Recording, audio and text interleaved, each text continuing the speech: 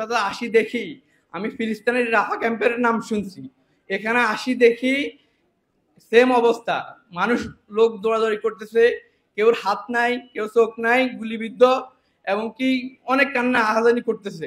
তখন আমি ভাবতেছি আমার থেকে অনেক মানুষ আক্রমণ আছে, তখন আমি ওখানে ব্যথা ভুলে গেছিলাম। আমি মোহাম্মদ সিফায়েত হোসেন আসিফ। আমি 19 তারিখ রোজ শুক্রবার অনুমানিক 8:45-এ গুলিবিদ্ধ হই। তো শুরুতে বলতে চাচ্ছি, এই আমি জুলাইয়ের প্রথম থেকে এই কোটা আন্দোলনের সাথে সংযুক্ত থাকি। পর 16, 17, 18, 19 তারিখে প্রতিবারের মতো যাত্রাবাড়ি অংশগ্রহণ করি। 19 তারিখ সকাল থেকে অনেক আক্রমণ হয় আমাদের উপরে। যাত্রাবাড়ি থেকে ওরা শনিয়াকড়া সারা পুরো দখল করে নিয়েছিল প্রথমে জুমার নামাজের পরে যখন আমরা জুমার নামাজ সেরে সবাই রাস্তা নামছি, পরে ওরা পিছনে নামতে থাকে। তো তো তো সন্ধ্যা হয়েছিল। তো পরে আমরা কদমতলী থানা অংশগ্রহণ করি। সেখানে আস্তে আস্তে ধীরে অনেক আক্রমণ করে কদমতলী থানা থেকে।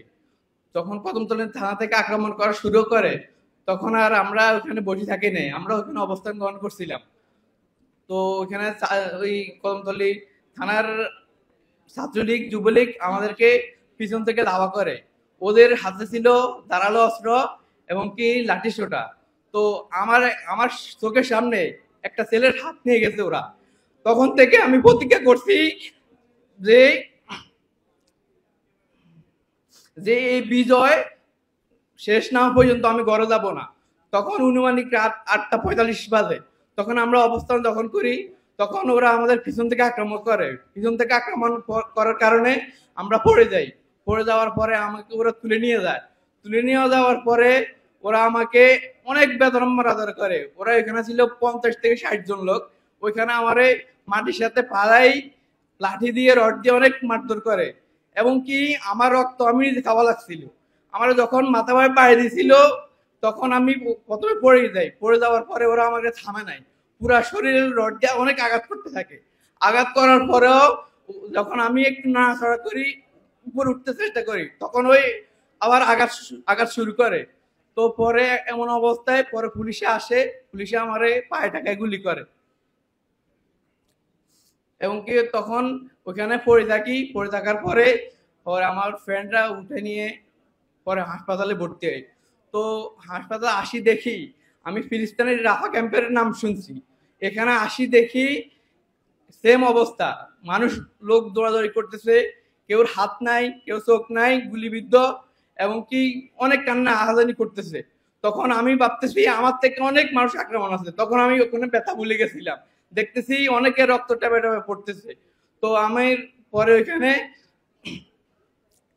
পরে আমার ওখানে চিকিৎসা হয় রাত 2টা বাজে। 2টা বাজার পরে যে পরের দিন সকালেও আমরা হাসপাতালে নিরাপদ ছিলাম না।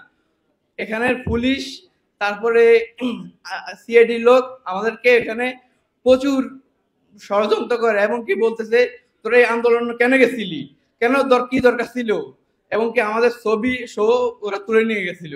এবং কি ওইখানে ডাক্তার আমাদেরকে খারাপ ব্যবহার করছিল। প্রথমে বলছিল যে আমার যে অবস্থা এখন আমি হাঁটতেছি কোন রকম, ওইখানে বলছে তোমার পা টিকানো যাবে না, তোমার পা কাটা লাগবে, এবং কি হুমকে দিতে থাকে।